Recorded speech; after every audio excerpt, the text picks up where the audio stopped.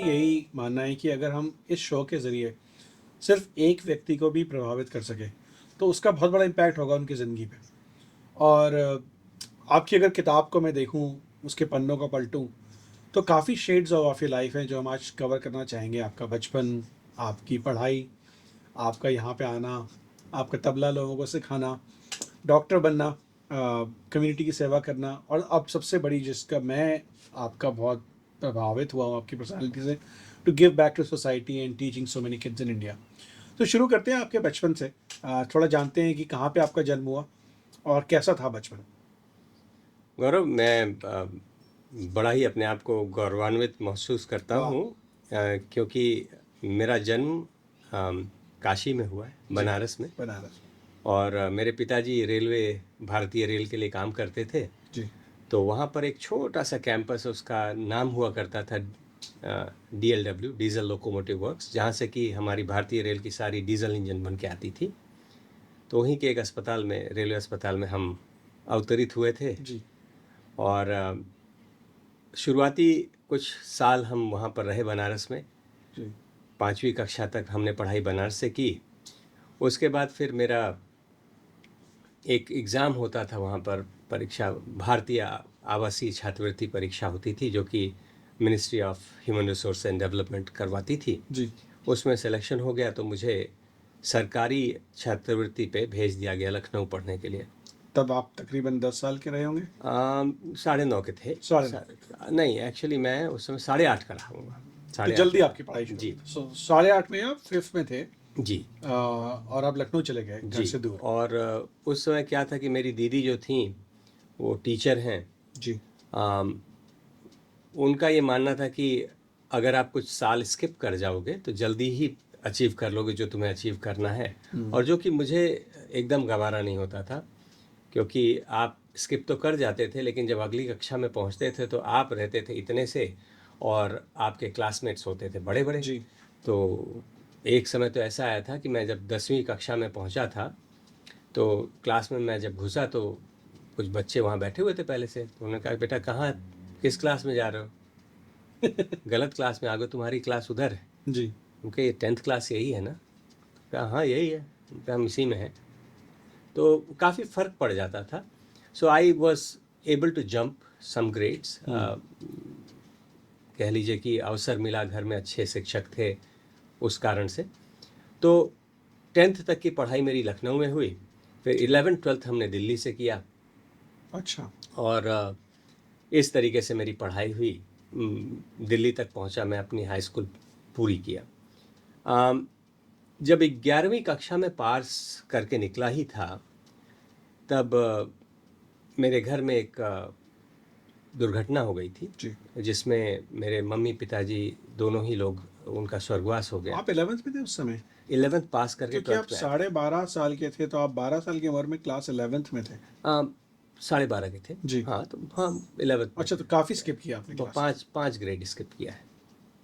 ये बात मैं अपनी रिसर्च पे पढ़ नहीं पाया था जी। कि जब आपके माँ बाप की का निधन हुआ, जी। तब आप 12.5 साल के थे और आप जी। ऑलरेडी 11th क्लास में थे जब जी। ये ऐसा हुआ। आप घर पे नहीं रहते थे उस समय? घर पे नहीं रहते थे, मैं 6ठी कक्षा से बाहर रहा बाहर ही हूँ। रह रहे थे। सरकार पढ़ाती थी हमको। तो उसका रूल ही ये था कि इट वाज आवासीय छात्रवृत्ति, कि वो छात्रवृत्ति आपको तभी मिलेगी जबकि आप किसी रेजिडेंशियल स्कूल में रहेंगे। जी। और आपको इसलिए मिली थी क्योंकि आप मेधावी छात्र थे? हाँ, आप ये कह लीजिए, देखिए हमारे साथ के पढ़ने वाले सारे बच्चे ऐसे ही थे, कई तो हमसे बहुत अच्छे थे। जी। लेकिन भगवान की कृपा रही है कि आज तक एग्ज़ाम फेल करने का मौका नहीं दिया है नहीं दिया। भगवान ने। तो उससे पहले हम आगे बढ़ें, आपने जब हर एक की ज़िंदगी का एक एक पड़ाव आता है जहाँ से उसकी ज़िंदगी का रास्ता बदल जाता है। हमने बहुत लाइटली इस टॉपिक को कवर कर लिया, लेकिन बहुत बड़ा इंसिडेंट था आपकी लाइफ में, जो मैं नहीं चाहता ज़िंदगी में भगवान किसी और के साथ ऐसा करे जो आपके साथ हुआ। आपके माँ बाप किचन में काम कर रहे थे, एलपीजी का लाल रंग का सिलेंडर होता था, आप घर पर नहीं थे और वो सिलेंडर फट गया। जी। उस सिलेंडर के फटने की वजह से आपकी पिताजी की वहीं पर डेथ हो गई, जी। और आपकी माताजी काफ़ी जूझने के बाद कुछ समय बाद उनका भी निधन हो गया। जी। और आपके भाई जो घर पे थे उस समय, ही वॉज ऑल्सो 80% बर्न। जी। तो आपकी ज़िंदगी हर हद से बदल गई उस इंसिडेंट के बाद से, और उसकी वजह से आपके दिल में काफ़ी आक्रोश भी था काफ़ी लंबे समय तक, जो अब शायद नहीं है। आपको देख के लगता है कि आप थोड़े काम है, लेकिन एक ऐसी एक ऐसी चीज़ से आप गुजरे जो शायद आप उसको कभी भूल नहीं पाएंगे, और भूलना मुश्किल भी है। तो देखिए गौरव, इस समाज में रहने के लिए कुछ एक रीतियां हैं जो सभी को माननी पड़ती हैं, और इस रीति में एक बहुत बड़ा योगदान होता है आपके माता पिता का। क्योंकि एक बच्चा जब बड़ा हो रहा होता है तो वो कोई गलती ना करे, वो कोई गलत रास्ते ना जाए, अच्छी चीज़ें ही उसको मिलें, उसकी परवरिश अच्छी हो, ये सारा जो है दारोमदार जो होता है वो माँ बाप पे होता है। ऐसा हमारा समाज का नियम है। जी। माँ बाप का ना होना आपके अंदर एक ऐसा खोखलापन छोड़ देता है जिसको कि आप चाह के भी किसी को बता नहीं सकते, क्योंकि अब आपके माँ बाप हैं नहीं। और मानिए या ना मानिए, हर दिन आप बड़े होते चले जाते हैं, और जैसे जैसे आप बड़े होते हैं समाज आपसे ये एक्सपेक्ट करता है कि आप बड़ों की तरह काम करना शुरू कर दें। जी।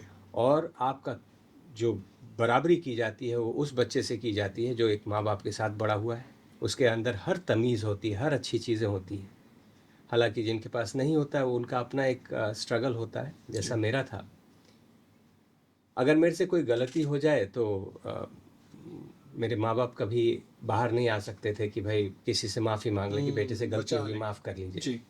मुझे उस समय विषमताओं का सामना करना पड़ता था, और अगर मैं सादी हिंदी भाषा में बोलूँ तो मुझे बहुत थप्पड़ पड़े हैं। घर वालों से, घर से बाहर से? बाहर वालों से, क्योंकि घर में तो अब कोई बच्चा ही नहीं था। पिताजी मेरे इकलौते बेटे थे, उनके कोई भाई बहन नहीं थे। अच्छा। और मम्मी जो थी वो माताजी के परिवार से हम लोग का बहुत क्लोज रिलेशनशिप नहीं था। जी। और भारत में हमारे समाज में ये है कि बिटिया की जब शादी हो जाती है तो वो फिर पति के घर की हो जाती है, माता के घर से, माँ बाप तो के घर से। नानी नाना मामा से कम संपर्क था? हाँ, नाना नानी तो थे ही नहीं, वो लोग अच्छा। काफ़ी पहले ही चले गए थे। लेकिन मामा लोग से ज़्यादा हमारा संपर्क नहीं था। जी। और मासी भी थी तो उनसे भी कोई ख़ास संपर्क नहीं था। तो कहने का मतलब ये है कि गलतियाँ तो हुई हैं भाई, बच्चे हैं। अब जैसे भूख लगी है तो आप कहीं ना कहीं तो जाएंगे खाना खाने। तो वहाँ पर अगर आप इनवाइटेड हैं, अगर आपकी उपस्थिति लोगों को मंजूर है तो खिलाएंगे, नहीं तो आपको भगा देंगे। तो ऐसा काफ़ी होता था मेरे साथ। मम्मी पापा जी का ना रहना एक तरीके से कह लीजिए कि मेरे लिए एक अभिशाप था। और अगर उसको मैं अपने तरीके से देखूं, जिस तरीके से मैंने देखा था, तो मेरे लिए वो वरदान भी था। जी। क्योंकि मैं जब पिताजी का जब देहांत हुआ, वो तो ऑन द स्पॉट वो चले गए। मेरी माताजी 100% बर्न थी, और उस समय गौरव हमारे पास पैसे नहीं थे जी। कि मैं उनका इलाज करवा पाऊँ। आप तो घर पे भी नहीं रहे होंगे उस समय? मैं दिल्ली में था, मैं तो दिल्ली में था, तो मुझे दिल्ली से मेरे चेयरमैन ने वापस भेजा था। आपको पता था क्या हो गया? नहीं। तो हमारे विद्यालय में जहाँ से मैं पढ़ा हूँ वहाँ से एक रूल था कि भाई इट वाज वेरी मच एक संसद की तरह था वो स्कूल। तो मैं उस समय स्कूल में एजुकेशनल रिप्रेजेंटेटिव था। तो उस समय क्या होता था कि कोई भी ऐसी गलती हो गई हो स्कूल में या कोई भी ऐसी कमियां पाई जाएं तो एक सेनेट बैठता था वहाँ पर, जिसमें चेयरमैन होते थे, सारे रिप्रेजेंटेटिव्स होते थे, स्कूल कैप्टन होता था, और हम पे उस पर पूरी बहस होती थी। डिसीजन लिया गया था भाई? तो उस समय क्या हुआ था कि मेरी कुछ बहस हो गई थी मेरे चेयरमैन साहब से मेस में खाने को लेके। और उस कारण से जो चेयरमैन साहब हैं वो थोड़े रुष्ट थे हमसे उस शाम को। और उसी रात को मुझे चेयरमैन साहब का जो गार्ड था वो आया बुलाने के लिए कि चेयरमैन साहब मिलना चाहते हैं आपसे। जी। तो मैं समझ गया था कि मुझसे वो गुस्सा है, तो बुलवा रहे हैं? बुला रहे हैं डांटने के लिए। जी। तो मैं जब पहुंचा तो चेयरमैन सर ने पूछा कि बेटा, और मेरे चेयरमैन साहब कर्नल सत्संगी थे, अब तो नहीं हैं। जी। वो शिक्षाविद थे और उनको AVSM मिला था, अति विशिष्ट सेवा मेडल मिला था भारत सरकार की तरफ से। अच्छा। शिक्षा के दिशा में। तो मेरे से पूछा उन्होंने, बेटा मम्मी पापा से पिछली बार कब मुलाकात हुई? मैं कहा सर हो गया साल भर, आप छुट्टी तो देते नहीं। साल भर हो गया? साल भर हो गया था, हम मिले नहीं थे। और मेरे पिताजी आए थे 1 हफ्ते पहले मम्मी कुछ लड्डू वगैरह बना के भेजी थी। जी और मैं किसी प्रेजेंटेशन में गया था, एक नोएडा में फिल्म सिटी में एक हम लोग का एक शो रिकॉर्ड हो रहा था। I was quiz master back then. जी तो उसमें फिर क्या हुआ कि पिताजी कुछ देर वेट किए, उनकी शाम की ट्रेन थी, फिर चले गए। तो मुलाकात नहीं हो पाई मेरी। मैंने कहा सर साल हो गया। तो सर ने बोला कि ऐसा बेटा, मुझे लगता है कि तुम्हें घर जाना चाहिए, अपने माता पिता से मिल लो। मिल लो। तो मेरे मन में तो वही बात थी कि शाम को लड़ाई हुई है उनसे। तो मैंने कहा सर निकालना ही है विद्यालय से तो ऐसे बोल दीजिए, आप ये इमोशनल हाँ चीज़ें ना बताएं। जी जी जी तो उन्होंने कहा नहीं नहीं ऐसा कुछ नहीं है, तुम घर चले जाओ। और फिर उन्होंने अपने ड्राइवर को बोला गाड़ी निकालो, इसको स्टेशन छोड़ के गाड़ी पे बिठा के आना इसको ट्रेन पे। जी तो मैं जब उनके गराज की तरफ निकला तो उनके ड्राइवर्स ये बात कर रहे थे कि इसके घर में आग लग गई है। कुछ ऐसी बातें मुझे कान में आई, सुनाई। मुझे एग्जैक्टली अब याद भी नहीं है। जी तो मुझे ऐसा लगा कि घर आग मतलब कि किचन, मतलब कि मम्मी के साथ कोई हादसा हुआ है। जी तो मेरे मन में यही था कि माताजी शायद इंजर्ड हो गई होंगी। जब मैं घर पहुंचा और तो अगेन आप 12 साल के हैं, ऐसा नहीं है कि आपकी बहुत बुद्धिशीलता बहुत ज़्यादा हो गई है, मतलब जितना समझ पाएंगे उतना ही समझ पाएंगे आप इस उम्र में। जितना गेस्ट कर सकते जी थे। तो वहाँ पर जब हम पहुँचे तो पता चला जी कहानी पूरी उल्टी थी। वहाँ पे तो पहुँचे तो देखे घर पूरा टूट गया था। सिलेंडर फटा था, तो सिलेंडर फटने के बाद वो घर जो था enclose space becomes like a bomb. और रेलवे घर का घर था। नहीं, अपना घर था, अपना घर था। और पिताजी की उसी समय असामयिक मृत्यु हो गई थी। माताजी को एक वहाँ बहुत बढ़िया सरकारी अस्पताल है बनारस हिंदू विश्वविद्यालय का, जी भी अच्छी। वहाँ पे भर्ती कराया गया था बर्न वार्ड में। भैया को भी वहीं रखा गया था। फिर हमें उन दोनों को सेपरेट करना पड़ा फॉर ऑब्वियस रीज़न, वो मैं बताऊंगा आपको। लेकिन वहाँ जाके जब देखा तो मेरे तो तोते उड़ गए। मैंने कहा ये क्या हो गया भाई। और बर्न वार्ड में गौरव, भगवान न करे कभी किसी को जाना पड़े, लेकिन वहाँ पर पेशेंट जो होते हैं जले होते हैं, फफोले पड़े होते हैं, आप किसी को पहचान नहीं सकते।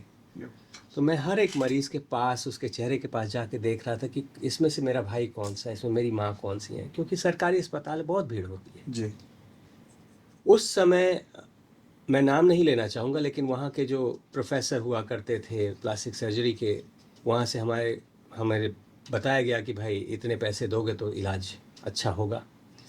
मेरे पास पैसे नहीं थे। तो मेरी माताजी करीब 24 दिनों तक रहीं, उसके बाद उनका देहांत हो गया। मेरे हिसाब से तो ठीक हो रही थी, लेकिन क्योंकि मैं ड्रेसिंग खुद करता था उनकी, सीख लिया था वहाँ के नर्सेस से। 3 घंटे ड्रेसिंग में करता था अपनी माताजी की, और करीब 2-2.5 घंटे अपने भाई की ड्रेसिंग करता था। और उन दोनों से मैं झूठ बोलता था। मम्मी से बोलता था कि पापा जी और विनय मेरे भैया का नाम है, पापा जी और विनय तो बड़े अच्छे हो रहे हैं, आप ही हैं जो ठीक नहीं हो रहे, जल्दी से सही हो जाइए। और मैं भैया से झूठ बोलता था कि मम्मी और पापा जी तो ठीक हो रहे हैं, तुम ही हो जो देर लगा रहे हो। और पिताजी तो ठीक। और दोनों को ही जब मैं बोलता था तो अंदर से धक से होता था कि यार ऐसा कैसे बोल पा रहा हूँ, क्योंकि मुझे ऐसा बोला गया था कि ये लोग अभी स्टेज में हैं कि ये लोग और कोई सदमा नहीं लेना चाहिए इनको। तो ऐसा करके करीब 2 महीने लग गए हमको मम्मी के जाने के बाद। फिर हमारे यहाँ एक पूजा होती है 13 दिन की, वो सब पूजा वगैरह करके मैं फिर वापस विद्यालय लौटा। तो मेरे चेयरमैन साहब ने कहा कि उस समय बोर्ड का फॉर्म भरा जा रहा था 12th का। जी तो उन्होंने कहा तुम फॉर्म मत भरो। हम कहे सर ऐसा ना करें आप, मैं जानता हूँ मेरी अटेंडेंस पूरी नहीं है, लेकिन एग्ज़ाम नहीं लिखूंगा सर तो मेरी छात्रवृत्ति ख़त्म हो जाएगी सर, और मेरी इतनी औकात नहीं है कि इतने बड़े स्कूल में मैं पैसे दे के पढ़ पैसे पाऊँ। देके पढ़ सकते। अब तो बिल्कुल भी नहीं है। तो सर ने कहा कि नहीं बेटा तुम्हें हम फ्री में पढ़ाएंगे।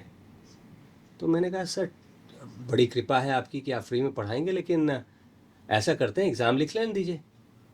आपको यही डर है ना कि मैं पास नहीं हो फेल ना हो पाऊँगा, जाओ, हाँ। तो फेल हो जाऊँगा तो अगले साल पढ़ा दीजिएगा आप फ्री में, एग्ज़ाम तो लिख ले दीजिए। हाँ तो किसी तरीके से वो फिर खुल के हमसे बोले कि बेटा तुम समझ नहीं रहे हो, तुम्हारे माँ बाप का देहांत हुआ है अभी, और आज तक तुम्हें कोई रोता हुआ नहीं देखा है। तो हमें पता है, मैं एक साइकोलॉजिस्ट हूँ, मुझे पता है कि तुम बहुत ही गहरे शॉक में हो।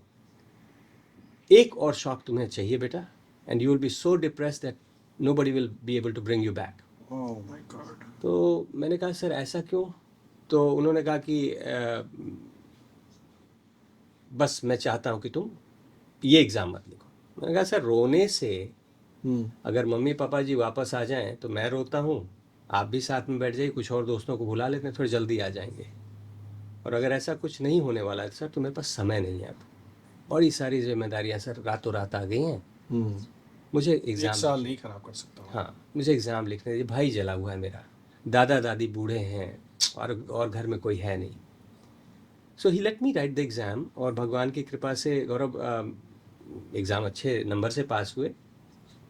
मेरी उस साल के ऑल इंडिया रैंकिंग में I was 3rd rank, third rank, board के। जबकि आपने पढ़ाई भी नहीं करी थी। जी तो और उसके बाद फिर मैंने उसी के बाद डीपीएमटी लिखा, क्योंकि दिल्ली से पढ़ रहे थे। ये कौन सा बोर्ड था, सीबीएसई था? CBSE CBSE board. So third rank जी ऑल ओवर इंडिया आपकी जी विषम हमारे परिस्थितियों बायो ग्रुप में बायो ग्रुप में। जी।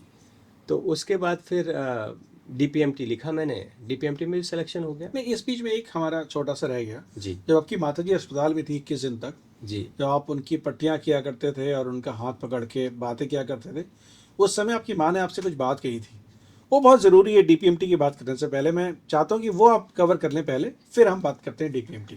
हाँ गौरव, उसमें ऐसा हुआ था कि मम्मी बीमार तो थी और जली भी हुई थी, काफ़ी दर्द में रहती थी। तो भी मेरी माताजी बड़ी पुरुषार्थी थी जी। और बड़ी ही कर्मठ महिला थी।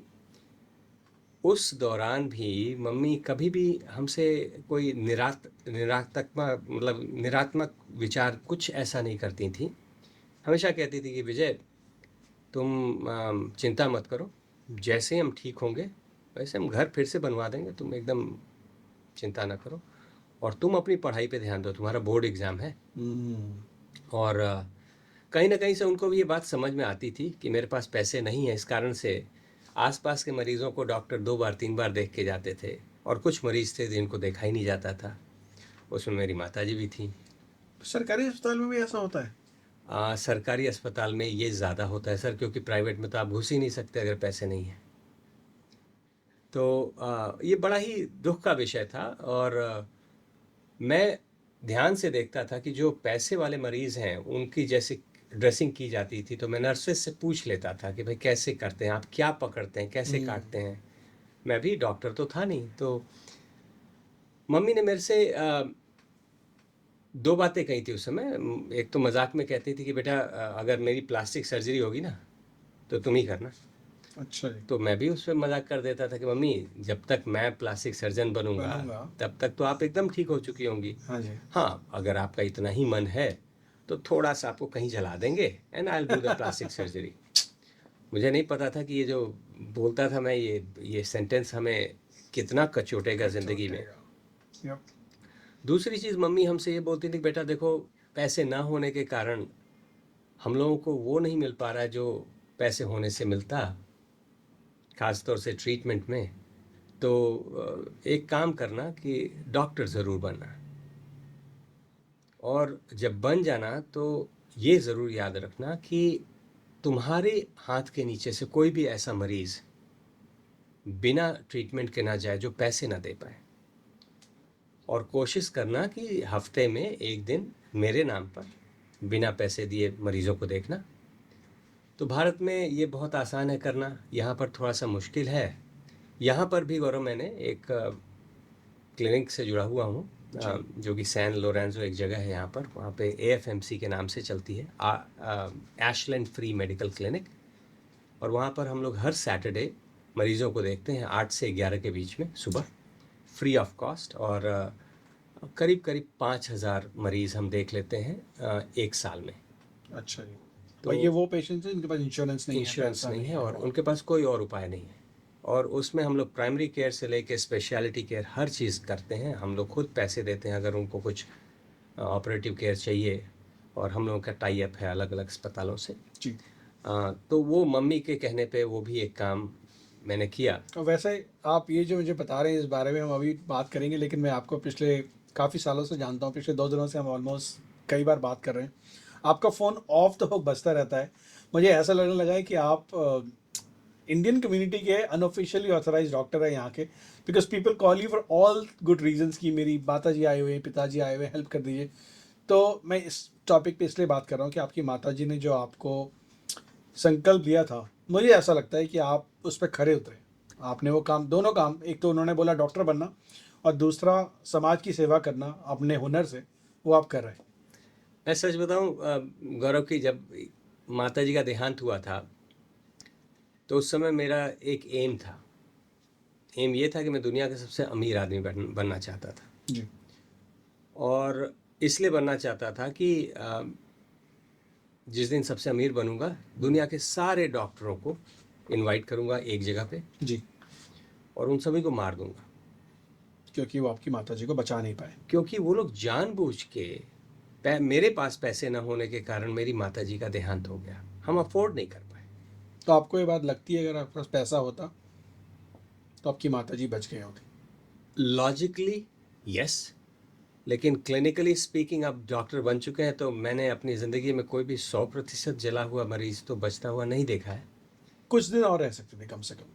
अच्छे खासे रह सकते थे। और जैसे मेरा बड़ा भाई है, वो 80% जला हुआ था, वो अभी जिंदा है, एकदम फंक्शनल है। जी। और वो आपका स्कूल भी चलाते हैं, जिसके बारे में अभी बात करेंगे। जी जी। तो ऐसा हमको लगता था कि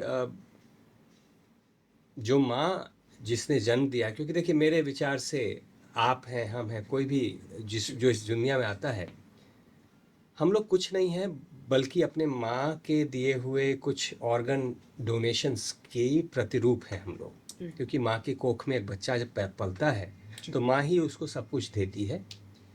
और जिसने आपको इस दुनिया में जन्म दिया है, अगर उसकी कही हुई एक बात जो कि वो जाने से पहले बोल के गई थी, अगर हम वही नहीं कर पाए तो फिर जीवन का कोई अर्थ मेरे लिए तो नहीं है। तो यही कोशिश करता हूँ कि बड़ी कम उम्र में वो लोग चले गए, लेकिन मम्मी पापा जी ने बहुत कुछ संस्कार सिखाए, बड़ी अच्छी बातें सिखाई। और एक बड़े प्यारे से एक मेरा बड़ा भैया है और एक बड़ी दीदी हैं जी। तो इन लोगों को भी साथ में छोड़ के गए हैं। एंड इनके साथ रह के उनको याद करते हैं और उनके बताए हुए चीज़ों को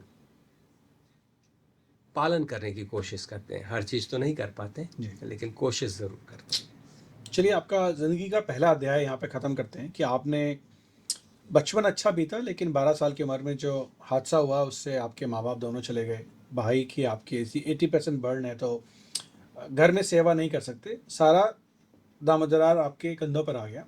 आप दिल्ली में पढ़ते हैं, आपने ऑल इंडिया रैंक 3rd कर लिया। आपको अब जा कर के अपना घर भी संभालना है और अपना करियर भी संभालना है, और माँ को जो आपने वादा किया था उसको भी पूरा करना है।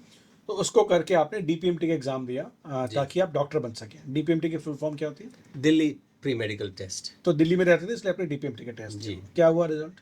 तो उसमें भी सिलेक्शन हो गया।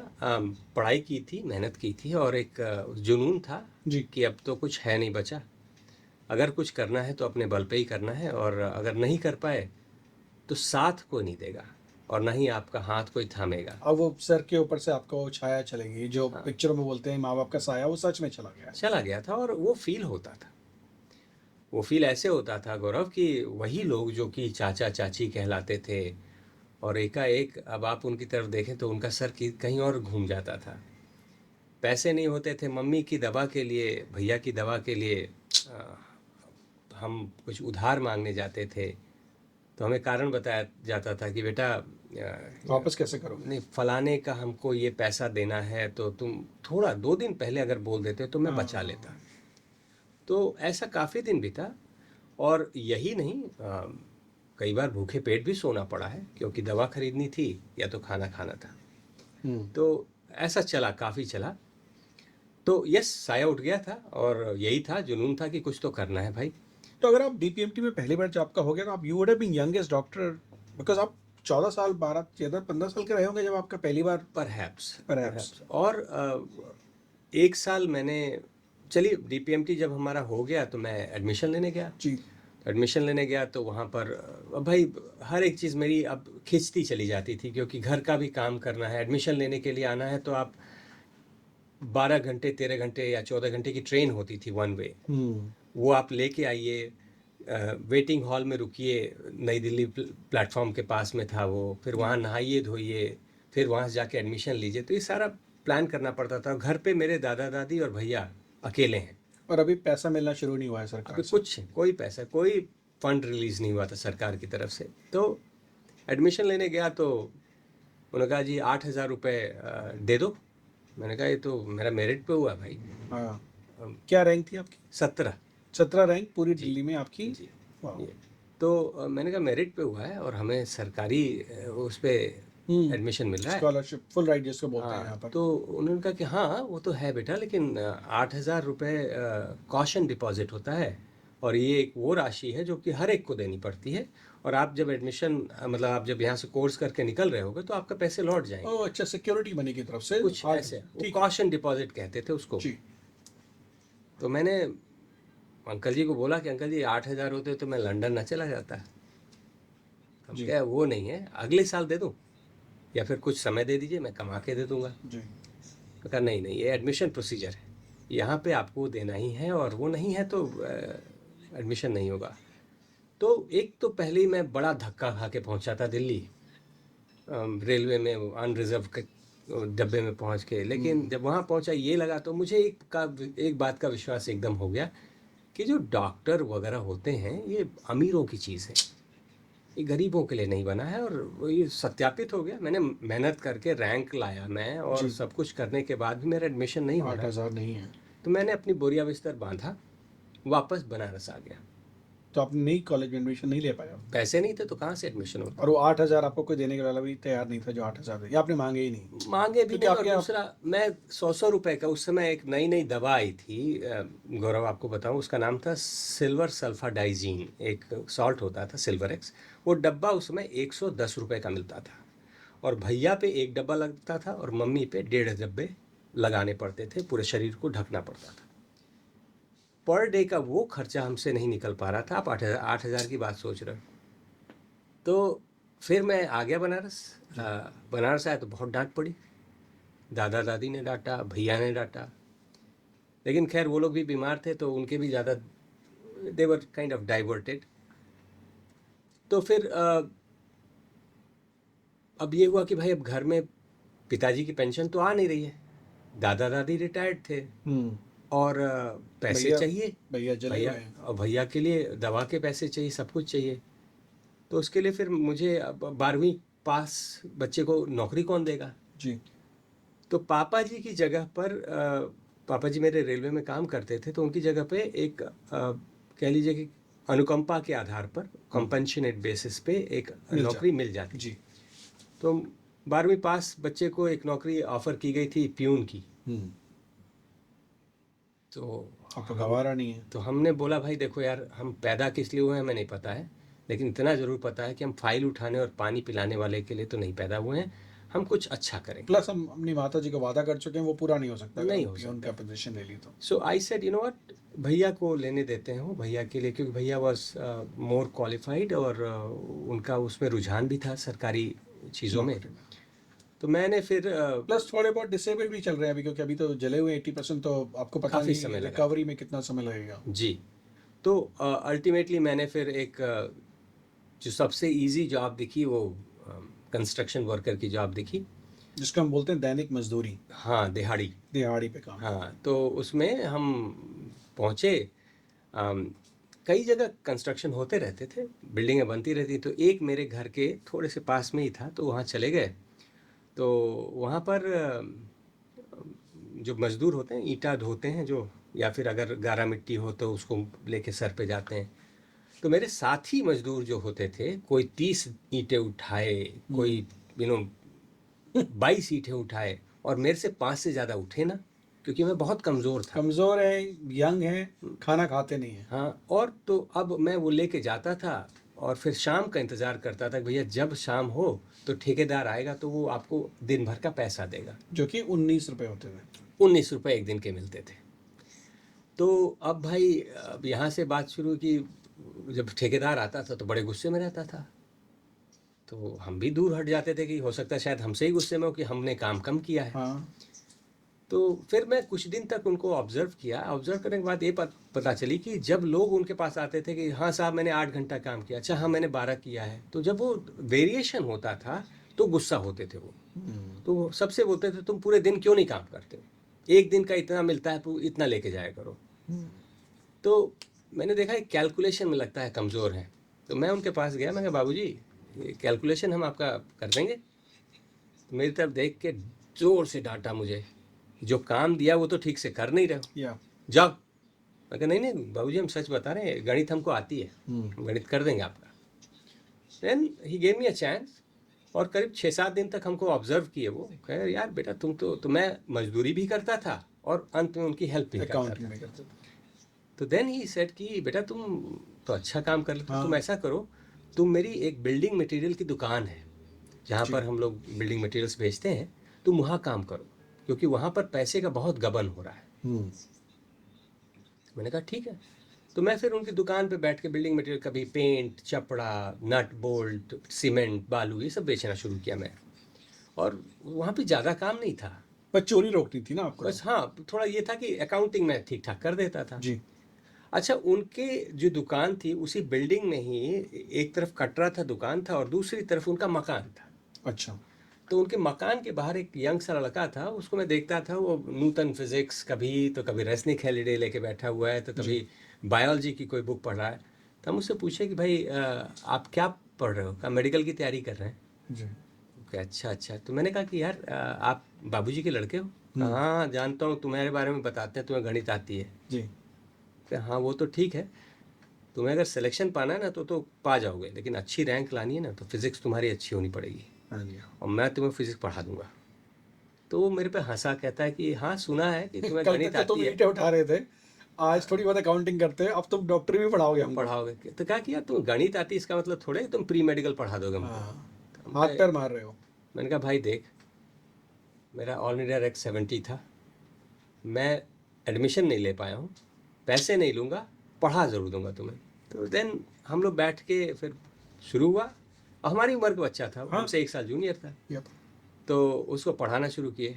तो और इस उसी, तरीके से आपकी भी तैयारी होगी एक तरीके से। और तैयारी क्या, नहीं मैं, मुझे तो मेडिकल करना नहीं अच्छा, था आप करना ही नहीं आपको। तब, तो मेडिकल हमारा तो सब खत्म हो चुका था वहाँ। मुझे लगा अब तक 8,000 इकट्ठा करने का थोड़ा रास्ता नहीं बन गया था, है। लेकिन फिर परिवार की जिम्मेदारी इतनी थी, दादा दादी थे बूढ़े, भैया बीमार पड़ा हुआ है, आप कहाँ जाएंगे मेडिकल करने? अब तो हाँ। दिन भर का मिल जाए वही बहुत था। तो करीब उसके 3 हफ्ते बाद बाबूजी फिर लौटे, उसके जो पिताजी हैं। उन्होंने पूछा अरे बेटा तुम तो बहुत पढ़े लिखे हो, वो अजय बता रहा था, उनके बेटे का नाम अजय, अजय। कि भाई तुम क्यों नहीं खुद से तैयारी कर रहे हो? मैंने कहा हाँ। बाबूजी हाँ किया था, सिलेक्शन भी हुआ था, एडमिशन नहीं ले पाए। तो पूछे क्यों? तो मैंने बताया ये कारण है। कहा अरे हम सब दे देंगे पैसा, तुम चिंता मत करो। मैंने कहा नहीं नहीं बाबूजी ठीक है, आई एम गुड। कहा नहीं हम दे देंगे। मैंने कहा अरे आप हमें दे देंगे ना, हाँ। मेरे घर में पीछे भैया है, दादा है, दादी हैं, उनको कौन खिलाएगा? फिर कहा नहीं उनको भी हम देख लेंगे।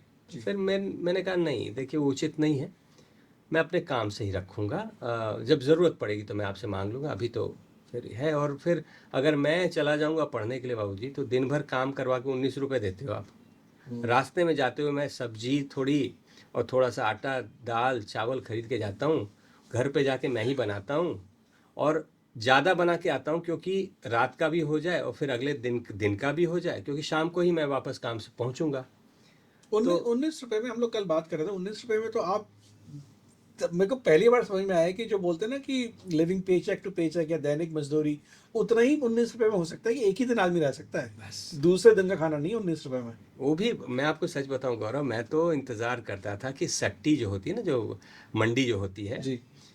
मैं इंतज़ार करता था सूरज धूल मतलब डूबने लग जाए तो जाऊं, क्योंकि वो जो है उनको भी घर जाना होता है जो बेचने आते हैं, हाँ। वो चीज़ें थोड़ी सस्ते दाम पे भले ही वो देते थोड़ी थे। गल जाती हैं, थोड़ी हाँ, टूट जाती जो हैं। बाकी छोड़ के गए वही मिलेगा। हाँ सही बात है। लेकिन फिर भी वो हमें भी तो कौन सा एक हफ्ते बाद बनाना था, हमें तो उसी शाम को बना देना था। जी जी जी। तो वैसे करके मैंने उनको बोला कि आप इतने देते हो तो मेरे घर में लोग खाना खा पा रहे हैं, हाँ। मैं चला जाऊंगा डॉक्टर बनने तो वो तो भूखे मर जाएंगे भैया। मैंने कहा नहीं बाबूजी धन्यवाद। तो गौरव उन्होंने मेरी बात सुनी, और उसके करीब 1 या 1.5 महीने के बाद की बात रही होगी कि फॉर्म निकला ऑल इंडिया पीएमटी का, और उस दौरान ये फॉर्म कैनरा बैंक में मिलता था 154 रुपये का। सही बात है। तो बाबूजी जब अपने बेटे के लिए एक फॉर्म लेके आए तो उन्होंने एक फॉर्म मेरे लिए भी लिया, और वो फॉर्म लेके आए। 154 रुपए का फॉर्म, जिसकी 154 कमाई 19 रुपए दिन की है। 154 का फॉर्म, सोच नहीं सकता है भाई ना? आदमी। और वो भी कमाई नहीं, आपका खर्चा 19 का था एक्चुअली। हाँ। जितना मिलता था खत्म, 154 आएंगे हाँ, कहाँ? तो 154 ही कहाँ से चुकाएंगे आप? तो फिर क्या हुआ कि फॉर्म आ गया। अच्छा, लकली उसी दौरान मेरे पिताजी का प्रोविडेंट फंड भी रिलीज होना शुरू हो गया। जो कि सरकारी नौकरी में अगर आपकी डेथ होती है तो गवर्नमेंट जो उन्होंने पैसे इकट्ठा किया हुआ था देते हैं। वो देते हैं आपको। जी। और पेंशन अभी भी नहीं आ रही थी, क्योंकि पेंशन जब हम लेने जाते थे तो वहाँ पे जो क्लर्क अंकल थे वो कहते थे कि भाई हमको चाय 2,500 रुपया, मतलब 1 महीने का जो पेंशन है वो तुम हमें दे दो, तुम जल्दी अगले फाइल। महीने से आ जाएगा। वाह। अब हम कहाँ से दे दे भैया? हम उनको ये भी बोलते थे कि आप शुरू करवा दीजिए, पहले महीने की आप ले लेना, आप रख लेना। हाँ, हाँ, कहने शुरू नहीं करवा सकता, वो तो तुम्हारे ही नाम पे आएगा, तो हमें पहले पैसे दो। हाँ। यार पैसे नहीं है। एनीवे, तो फिर मतलब पैसे गजब। का ऐसा खेला है ना, बाप रे बाप। आपको मैं क्या बताऊं कि यही कारण है कि पैसे ने बहुत चीज़ें मेरे में बदल दी। तो फिर प्रोविडेंट का फंड का पैसा आ गया, तो मैंने उसमें से ज़्यादातर पैसे भैया को दे के कि भैया तुम खर्चा चलाते रहो महीने का, जी। मैं दिल्ली चला गया। फॉर्म भर ही चुके थे पहले से। तो दिल्ली में हमारे साथ के कुछ बच्चे अभी भी तैयारी कर रहे थे जिनका फर्स्ट अटेम्प्ट में नहीं हुआ था, और कुछ ऐसे बच्चे थे जो कि अब लंबी रेस में थे, वो सिविल सर्विसेज की तैयारी पे लग गए थे। तो ऐसा ही हमारे 2 दोस्त थे, उनके साथ हम रहते थे किराए पे, और हम तीनों में एक साझेदारी थी कि एक आदमी सब्जी खरीदेगा और राशन खरीद के लाएगा, दूसरे आदमी की ड्यूटी थी वो खाना बनाएगा, और तीसरे आदमी की ड्यूटी थी वो बर्तन धोएगा, और ये रोटेट होता रहता था। तो ऐसे करके हम रहे वहाँ पर, और हम सुबह जो है खाना वाना बना के निकल लेते थे, या जो भी मेरी ड्यूटी थी। साउथ पटेल नगर में एक इंस्टीट्यूशन होता था, उसका नाम था सचदेवान यूपीटी कॉलेज। तो मैं वहाँ जाके 11th-12th के बच्चों को फिजिक्स पढ़ाता था। और आप 12th पास ही हैं? 12th पास थे। अच्छा, किसी को बताते नहीं थे कि हम क्या पढ़े। हम सबको पता था कि मेडिकल में है, तो ठीक है। झूठ भी कई बार बोल देते थे कि नहीं जी हम मेडिकल कॉलेज में भी हैं। जी जी जी। क्योंकि अगर बोल दो कि 12वीं पास हो और तुम 12वीं की एग्ज़ाम देने जाओ तो मार के भगा देंगे हमको तो। हाँ। अच्छा, उसके अलावा शाम को मैं फिर एक महावीर नगर है, न्यू महावीर नगर है जनकपुरी के पास में, वहाँ पर मेरे एक साथ का लड़का था, उसके पिताजी का एक नया कोचिंग शुरू हुआ था, एक ही ब्रांच थी उस समय, और वो सर ने हमको बॉटनी पढ़ाई भी थी पहले भी। जी। तो उनका एक इंस्टीट्यूशन था, उसका नाम था आकाश इंस्टीट्यूट।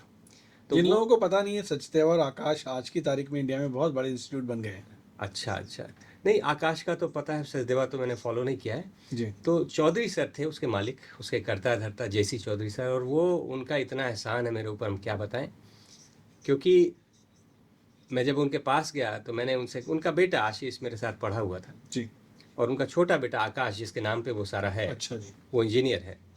तो मैं चौधरी सर से बोला कि सर मेरा सिलेक्शन हुआ था पिछले साल, लेकिन मैं एडमिशन नहीं ले पाया हूँ सर, एक और मौका चाहता हूँ सर, फीस नहीं दे पाऊँगा कोचिंग की, इसलिए अपने टेस्ट एंड डिस्कशन सेशन, उनका TND सेशन कहते थे, उसमें हमको दे दीजिए एडमिशन। सिर्फ उसके लिए पढ़ा दीजिए। और हम बस सर जो भी पैसे हैं हम आपको देते जाएंगे, आप जितना चाहेंगे उतना नहीं मेरे पास, और कोचिंग तो नहीं कर सकते। कोचिंग नहीं कर सकते। तो उन्होंने साफ बोला कि बेटा ऐसा है ही नहीं, हम तो तुम्हारे जैसे बच्चों को ढूंढते हैं जिनकी रैंक हमें पता है आने वाली है, उनका भी फायदा है। और तुम रहो यहाँ पढ़ो।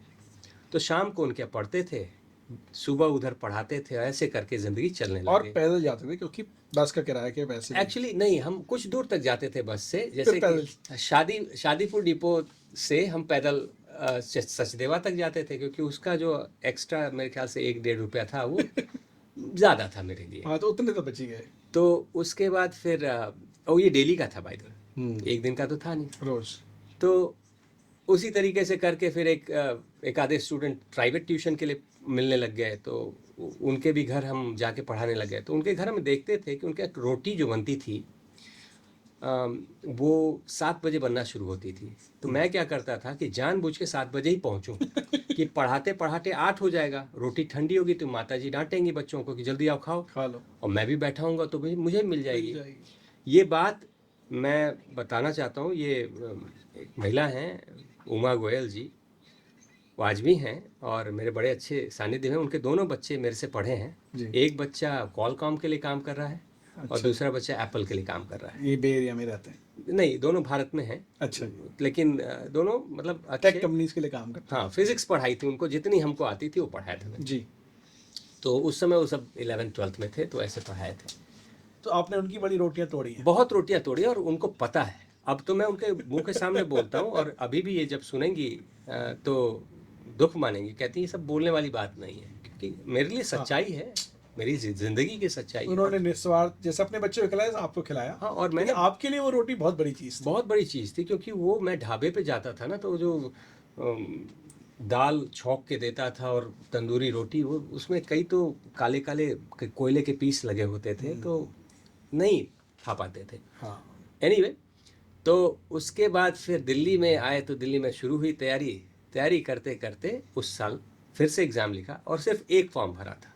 एक ही फॉर्म? हाँ, उस समय हमारे समय में क्या था ना गौरव, कि आप DPMT भर सकते हो, ऑल इंडिया PMT भर, UP PMT, AFMC, AIIMS, BHU सब भर सकते हो। जिनके पास पैसा था वो भरते थे।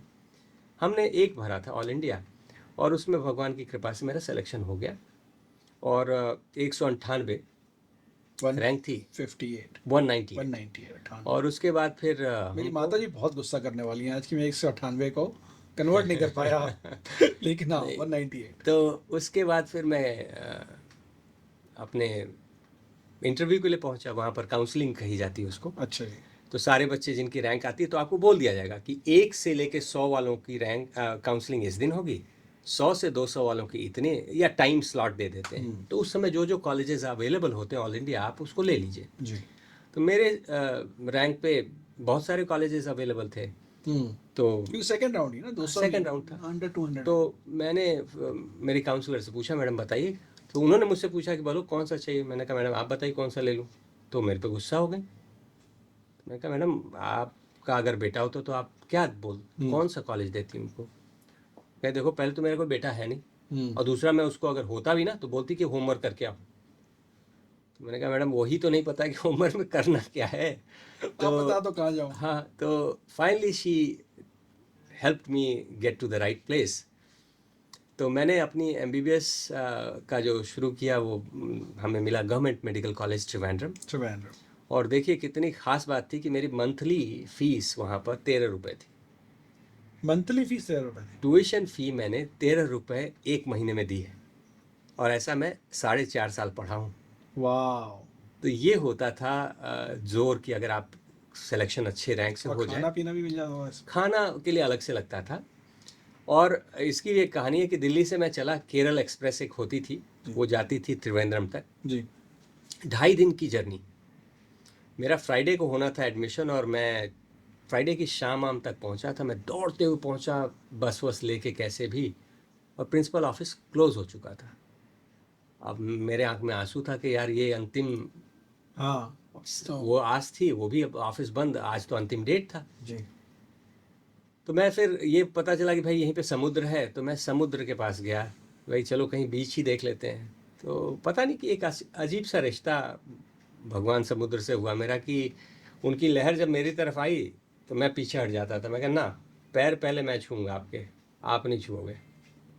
तो फिर मैं ऐसे ही बैठे बैठे, माँ बाप तो होते नहीं, तो क्या किससे बात करूँ। तो मैं उनसे ही बोला कि देखिए, आप यहाँ तक तो पहुँचा दिए हैं, अगर ये शहर मेरे लिए अच्छा है और अगर ये कॉलेज मेरे लिए अच्छा है, तो हमें कहीं से भी करके मंडे को एडमिशन दिलवा दीजिएगा प्लीज़, क्योंकि मेरा एडमिशन कट गया है।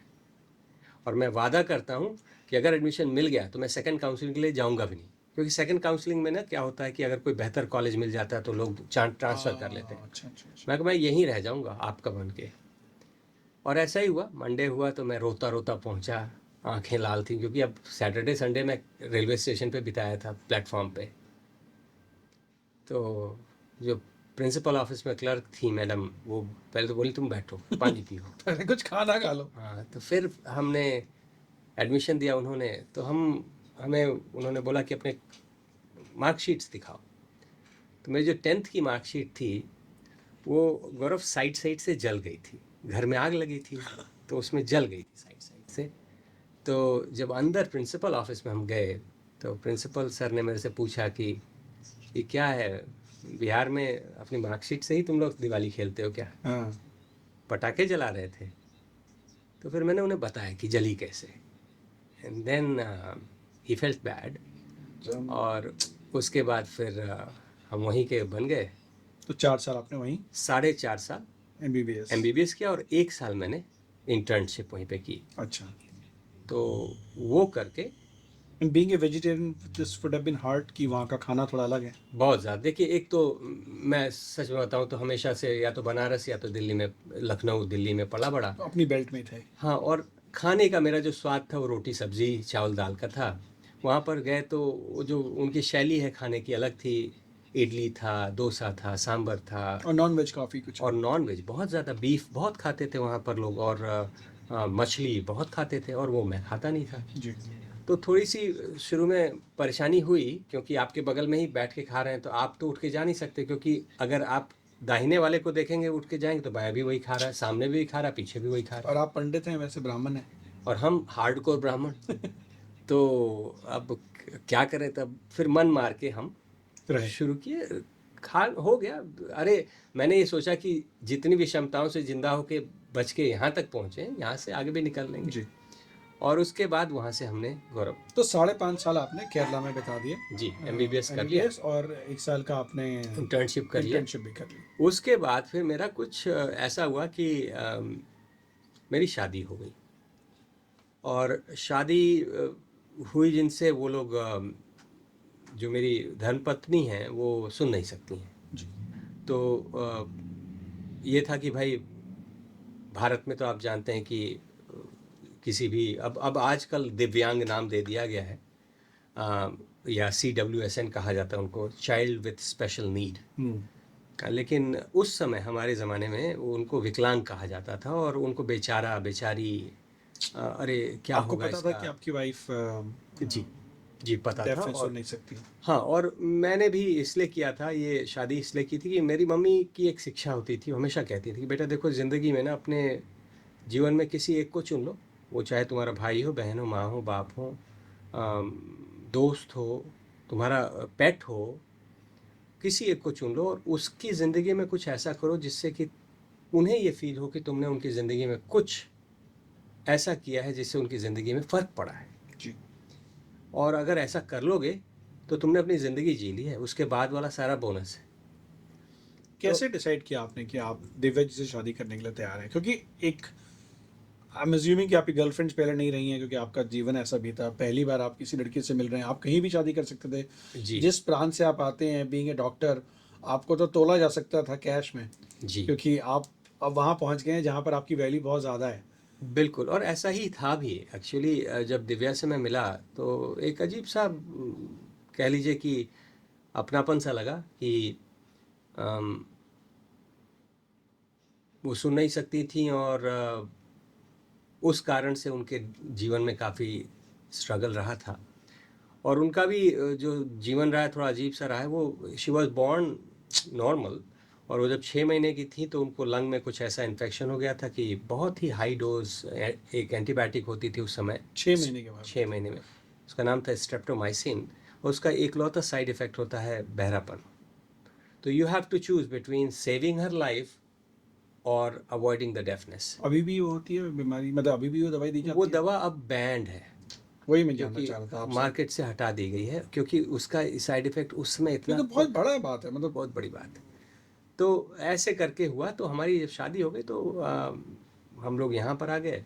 एक बात मैं जानना चाहूँगा, आपकी वाइफ क्योंकि 6 महीने में उन्होंने सुनना बंद कर दिया था, तो उन्होंने कभी कोई शब्द अपनी ज़िंदगी में सुना नहीं है। तो जब मैं आपसे बात कर रहा था, आप इतनी मधुरता से उस बात को बताते हैं कि मैंने जब आपसे अभी कुछ दिनों पहले बात की, आपने कहा गौरव जी मैं अभी अपनी वाइफ से बात कर रहा था, और आप वो मुझसे कह रही थी कि आप आजकल मुझसे बात नहीं करते हो, और हमारी मतलब बहुत नॉर्मल बात हुई। उसके बाद मैं नीरज से बात कर रहा था, जो हमारे शो के करता धरता है, तो उन्होंने मुझे बताया कि आपकी वाइफ तो सुन ही नहीं सकती है, और मैं इतना शौक पे था कि आपने इतनी आसानी से मुझे बताई ये बात। और असली बात ये है कि क्योंकि उन्होंने कभी कोई शब्द अपनी ज़िंदगी में सुना नहीं है, नहीं। तो उनकी जो वर्ड फॉर्मेशन है वो डिफरेंट है हम लोगों से, क्योंकि जी। उनको पता नहीं है कि एक सीधा शब्द कैसे बोला जाता है। उन्होंने सिर्फ सीखा है पढ़ के, सुन के नहीं सीखा उन्होंने। बिल्कुल, क्योंकि देखिए हम लोग भी यहाँ पर आते हैं, जैसे कोई भारतीय अगर US में आ जाता है तो they go through a training of vocabulary और accent, Accent. you know, वो तो सुन के ही सब होता है ना, उसने तो कुछ सुना ही नहीं है। तो उसका ये है कि जैसे अगर हम और आप जो बातें कर रहे हैं, अगर हम इसको कहें कि 100% एक्यूरेट हैं, प्रोनाउंसिएशन इसका उच्चारण अगर हमेशा बराबर है, उनका उच्चारण आप मान के चलिए करीब 30 से 40% एक्यूरेट होता है। जी। और आपको या किसी को भी जो भी उनसे बात करता है, पहले 10-15 मिनट आपको थोड़ा सा समझना पड़ेगा। 15 मिनट के बाद आप एकदम घुल मिल जाएंगे, आपको उनकी बातें समझ में आने लग जाएंगी। और उनमें एक बड़ी खासियत है कि वो लिप रीडर हैं, तो उनको एक ही भाषा आती है अंग्रेज़ी, और उसमें भी लिप रीड करती हैं।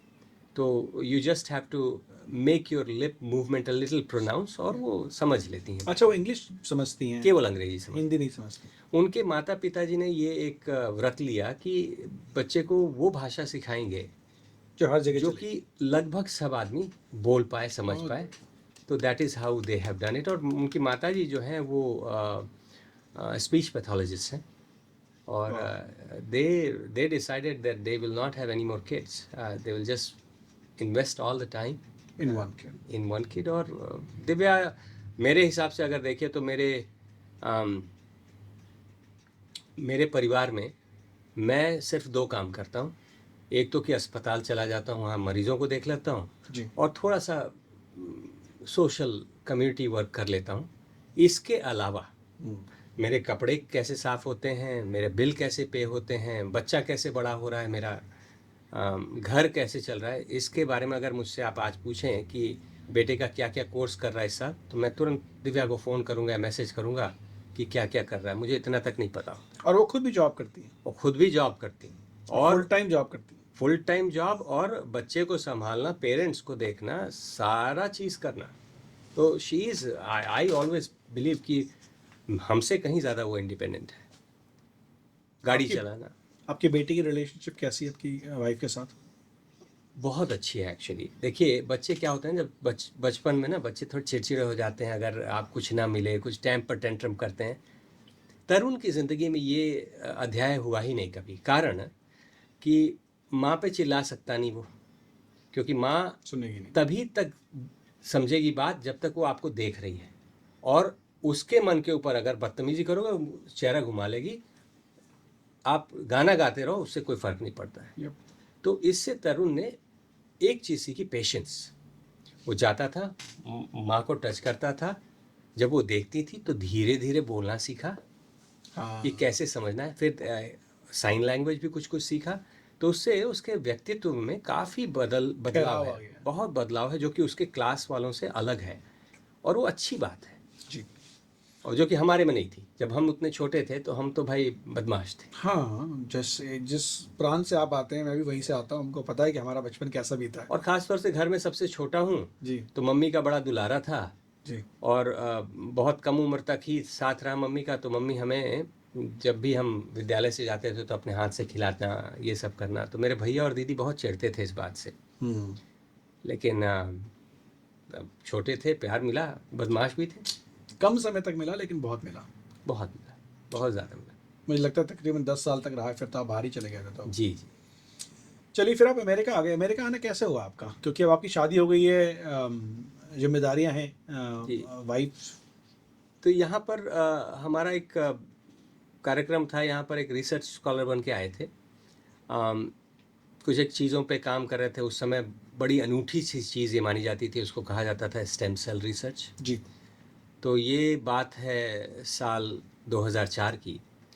तो हम कुछ जहाँ अपने विद्यालय में काम करते थे, मेडिकल स्कूल में, तो एक कुछ चीज़ों पे हम अध्ययन किए थे, और हम आगे भी कुछ शोध करना चाहते थे इस पे। तो हमने अपने राज्य सरकार को एक चिट्ठी लिखी कि भैया एक हमको लैब दे दिया जाए, उसमें ये चीज़ें चाहिए। तो उसका कोई रिस्पांस नहीं आया। ये राज्य कौन सा था? केरल। केरल। केरल। उसके बाद फिर मेरे एक गुरुजी थे, उन्होंने कहा कि तुम केंद्र सरकार को लिखो। तो हमने केंद्र सरकार को लिखा, तो उनसे रिस्पांस आया। उसमें यह आया कि भाई जो काम दिया गया है, जो जॉब है तुम्हारी, उस पर ध्यान दो, नहीं वो भी हाथ से जाएगी।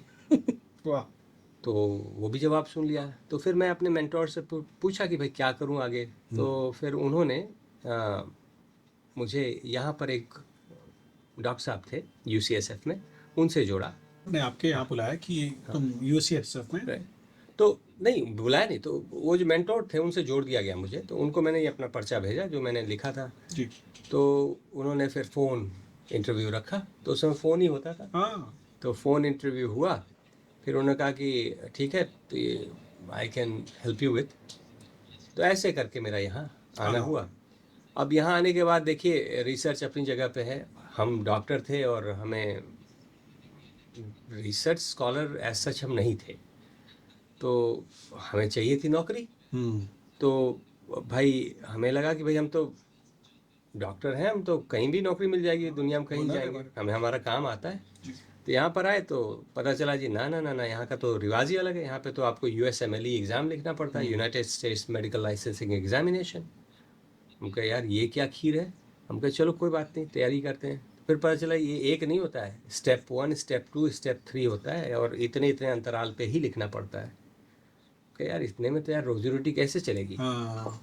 तो फिर मैंने क्या किया कि भारत में मैं तबला सीखा था। क्या बात है ना।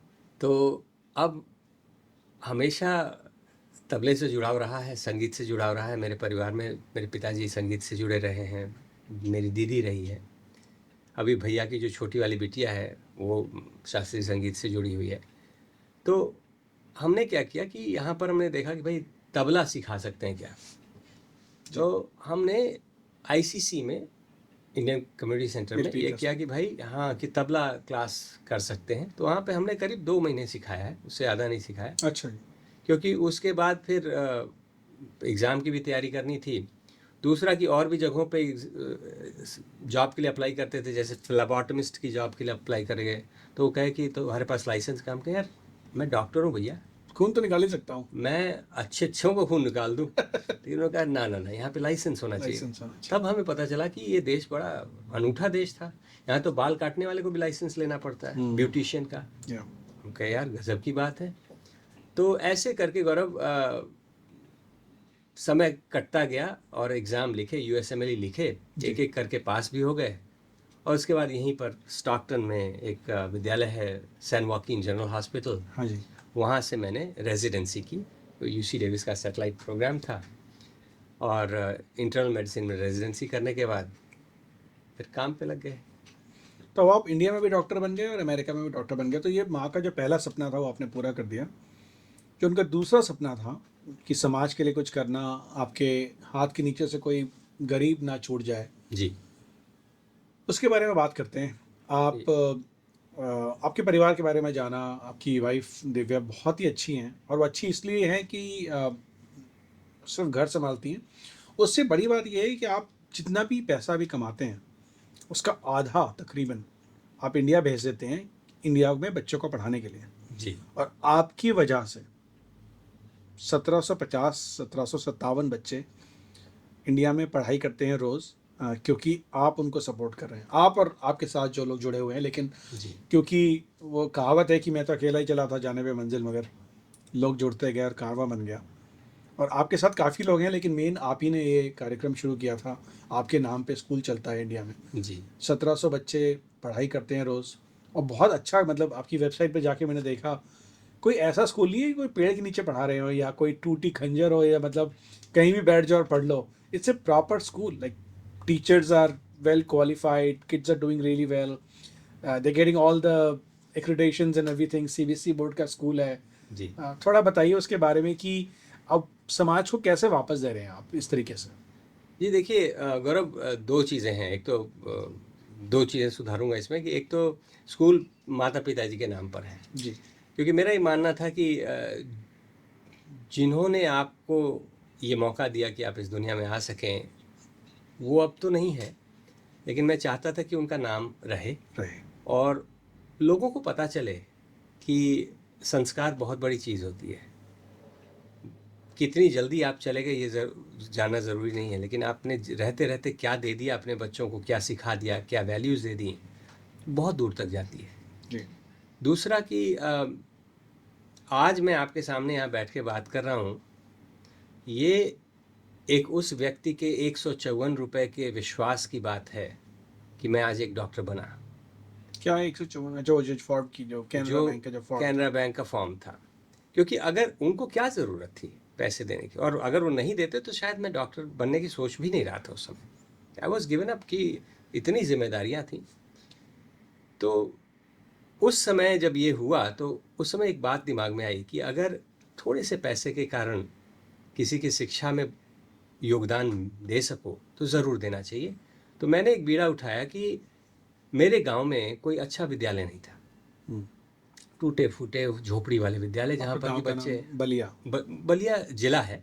मेरे गांव का नाम है सोबई बांध। सबई वहाँ तो वहाँ पर मेरे बाबा ने मैं असल में 2012 की बात है कि मुझे यहाँ काइजर परमानेंटे में एक अवार्ड दिया गया था, physician of the year award. अच्छा जी तो मैं उसमें से कुछ पैसे मिले तो मैं लेके चला गया भारत, और बाबा के लिए मैंने कहा कि बाबा आपके लिए एक मारुति कार खरीद देते हैं, एक पक्का घर बनवा देते हैं, रूम, एक ड्राइवर रख देते हैं, आपको जहाँ घूमना है घूमिए, हम पैसे दे देंगे। जी तो बाबा ने कहा कि बेटा देखो तुम्हारी सोच बड़ी अच्छी है and I really respect it, लेकिन ज़रा सोचो कि ये जो तुम्हारा इन्वेस्टमेंट होगा ये कितने लोगों के काम आएगा? 2 लोगों के, मेरे ड्राइवर और मेरे। जी और कब तक जीवित रहेगा? जब तक मैं जीवित हूँ, उसके बाद वो मर जाएगा। तो तुम कहीं ऐसी जगह पे इन्वेस्ट करो जिसमें कि एक से ज़्यादा लोगों का भला हो और वो मेरे मरणोपरांत भी जीवित रहे। तो मैंने कहा कि बाबा क्या है मन में आपके? या और बाबा उस समय मेरे 90 साल के थे। तो बाबा ने कहा कि यहाँ पर कोई विद्यालय नहीं है गांव में, और तुम यहाँ से चले गए इसका मतलब थोड़ा है कि तुम्हारी जिम्मेदारियाँ ख़त्म हो गई हैं। तो तुम एक विद्यालय बनाओ यहाँ पे, बच्चों को पढ़ाओ, और हम फ्री में नहीं मांग रहे हैं, ज़मीन हम तुम्हें दान देते हैं अपनी। अच्छा पुश्तैनी जमीन थी आपकी तो बाबा ने अपनी ज़मीन सारा, क्योंकि वहाँ पे अब कोई बचा नहीं था, मम्मी पापा जी थे नहीं, भैया नौकरी करना शुरू कर दिया था बनारस में, हम यहाँ आ गए थे। जी तो एक यही तरीका था वहाँ से जुड़ के रहने का, वहाँ के लोगों को कुछ देने का, जिन्होंने इतना किया हमारे माँ बाप के लिए किया होगा जो हम जानते भी नहीं हैं। तो वो विद्यालय हमने 2011 में शुरू किया, और उस समय हमने शुरू किया था 40 ऑड बच्चों के साथ। तो जब लोगों को पता चला जी फ्री में पढ़ा रहे हैं, हाँ। एक अमेरिका के डॉक्टर साहब हैं, तो आप सोचिए कि कौन सा ऐसा माँ बाप है जो ना चाहेगा कि उनका बच्चा पढ़े ना। तो नहीं पढ़ा पा रहे हैं बात अलग है हाँ, और हमारे गांव का तो छोड़िए, आसपास के कई गांवों से लोग आने लग गए। तो अब भाई more students means more teachers, more resources more money more money. तो मैंने अपने भैया को बोला कि नहीं यार, ये हम अपने गांव के लिए कर रहे हैं, उन बाकियों को मना कर दो। तो ये शाम की बात है, मैं रात भर सो नहीं पाया। आप फिर भी मना तो कर ही रहे हो हाँ, लेकिन मैंने फिर भैया को फ़ोन किया, भैया यार ये गलत बात हो गई यार, ये तो this is defeating the purpose, हम तो पढ़ाने निकले थे, ये हम भेदभाव कहाँ से कर रहे हैं। मैंने कहा तुम लो एडमिशन लो, कहीं ना कहीं से आएगा पैसा, डोंट वरी। और उस समय हम लोग घर खरीदने के लिए कुछ पैसे डाउन पेमेंट रखे हुए थे। तो दिव्या से मैंने बोला कि यार बाबा ने ये शुरू करवाया, हम जानते हैं कि तुम घर खरीदने के लिए रखे हो, लेकिन कुछ कर सकते हैं इसका। तो हमें तो लगा था कि दिव्या बहुत डांटेगी, लेकिन फिर उसने कहा कि देखो विजय, कि कितने 90 साल के वृद्ध हैं जो ये जानते हैं कि उन्हें करना क्या है, और उनमें से कितनों के ग्रैंडसन ऐसे हैं जो वो करने के काबिल हैं। अगर मान लो आज मैं मना कर देती हूँ और आज से 2 साल बाद तुम्हें कहती हूँ कर लो, हो सकता है बाबा डिमेंटेड हो चुके हों, तब तक वो समझ भी नहीं पाएंगे। तुमने सपना पूरा किया तो अभी उन्होंने बोला है अभी करो, और उसने अपना सारा का सारा पैसा जो बचा के रखी थी डाउन पेमेंट के लिए जो घर के वो सारा दे दिया, and then we scaled up the school. और किराए के घर में रहते रहे और फिर हम किराए घर में रहते रहे, और उसके बाद फिर 3 साल बाद फिर हमने घर खरीदा। लेकिन this is how everything worked out, everything school was started या तो ये एक तरीका है जो कि हम जिसने हमारे लिए पढ़ाई के लिए किया था, 154 रुपये मुझे दिए थे, मैं बच्चों को पढ़ा के थोड़ी तसल्ली मिलती है कि नहीं चलो, जिनके पास पैसा नहीं उनको पढ़ाई से वंचित नहीं करना चाहिए। अपनी संस्था का नाम बताएंगे एक बार DSET public school, Daya Sumitra educational trust public school, पिताजी और माताजी का वेबसाइट का नाम DSESINC.org जी। तो उसमें फिर क्या हुआ गौरव कि ये तो हो गया, फिर अब रहा इलाज। तो इलाज के लिए मैंने 2 काम किए हैं। एक तो कि यहीं पर बे एरिया में एक क्लिनिक है एशलैंड फ्री मेडिकल क्लिनिक, जो कि हर सैटरडे हम लोग करते हैं। उसमें हम लोग मुफ्त में मरीजों को देखते हैं। जब हम लोगों ने खोलने की सोची थी तो कई लोग हमसे बोले थे कि अरे पागल हो गए, लोग आएंगे और कुछ लिखवाएंगे और तुमको सू कर देंगे। सही बात। तो मैंने कहा भैया देखो, हम जिस चीज़ को समझ पा रहे हैं सही है वो मैं करूँगा, जो वो समझें सही है वो करें। And there is something called good Samaritan law, as long as you are not charging them you are covered. ये तो ऐसे करके ये हो गया।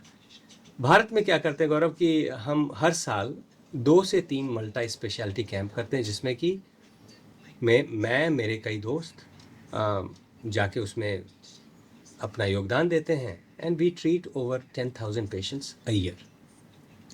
उसमें उनकी आँख की सर्जरी हो या छोटी मोटी सर्जरीज हो या जो भी दवा वगैरह हो, तो वो हम लोग फॉलोअप करते हैं, दवा वगैरह फ्री में देते हैं। और हमारा मानना है गौरव कि उस विद्यालय से ज़रूर आने वाले समय में कुछ ऐसे बच्चे निकलेंगे जो कि बहुत नाम रोशन करेंगे। और आपने पूछा था कि हमारा बिग गोल क्या है, जो विज़न है वो यही है कि वो जो पेड़ फलदार बनेगा तो ऐसा फल दे जिससे सबका भला हो। सबका भला, वो चाहे एक कम्युनिटी का ना, एक जगह का नहीं, सभी का भला हो। वो चाहे कहीं भी चले जाए विश्व में, लेकिन अपनी जड़ों से जुड़े रहें, उनको अनरूट नहीं करना जी। और कुछ ऐसे हमारे दोस्त हैं, मित्र हैं आपकी तरह, जिन्होंने थोड़े थोड़े दिशा दिखाई है कि वहाँ के बच्चे अगर मैथ वाले हैं तो वो अपनी कंपनीज में इंटर्नशिप वगैरह करा देते हैं या फिर ऐसे करा देंगे। तो ऐसे इन्हीं आशाओं के साथ मैं आगे बढ़ता चला जा रहा हूँ। बाकी समय बताएगा, भगवान बताएंगे रास्ता। जी। डॉक्टर तिवारी, आपसे बात करके बहुत अच्छा लगा। जो लोग हमारा शो सुन रहे हैं, अगर आपने अभी तक सब्सक्राइब नहीं किया है तो लाइक कर चैनल ज़िंदगी स्टोरीज़, बिकॉज आपके जैसे लोगों की कहानी हमें बहुत ज़रूरी है बाहर लाना। आपने जो बातें शेयर की, 2 बातें सबसे ज़्यादा ज़रूरी जो मेरे सामने आती हैं कि जितनी मुश्किलें आपने अपनी ज़िंदगी में देखी, भगवान ना करे किसी और को देखनी पड़े, पर एक बात साफ़ है कि जितनी भी मुश्किलें आईं, आपने जो संकल्प लिया था वो पूरा किया और खरे उतरे। और दूसरा, जो आपने खो दिया, उसके बारे में आपने जो कहा वो बहुत दिल के करीब है कि जो आपने खो दिया वो वापस तो नहीं आ सकता, लेकिन जिनके पास है, अपने माँ बाप, उसकी कदर करो जितनी कर सकते हो। और उसी के लिए आप अपनी वाइफ के पेरेंट्स को अपने साथ रखते हैं। और मैंने देखा आप कितना झगड़ते हैं अपने ससुर से, क्योंकि वही प्यार है आपका उनके साथ।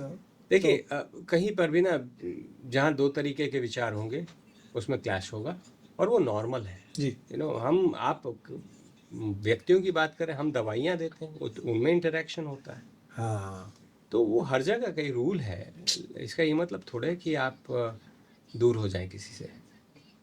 अरे हम तो अभी भी हाथ जोड़ के प्रार्थना करेंगे आपके दर्शकों से, श्रोताओं से, कि जिन के पास माँ बाप हैं, अपने ऊपर आप लोग कृपा करें, अपने ऊपर दया करें, उनसे मिलें, उनसे बात करें, क्योंकि बहुत ही भाग्यशाली लोगों को मिलता है। बहुत ही भाग्यशाली। कितनी बड़ी बड़ी बात हमने करी, लेकिन सबसे सिंपल बात आपने जो बोली वो सबसे एंड में आपने बोली कि बच्चों को पढ़ाना, चैरिटी करना, फ्री इलाज करना, स्कूल खोलना तो दूर की बात है, पहले माँ बाप से तो शुरू करो अपने, फिर वो भी हो जाएगा।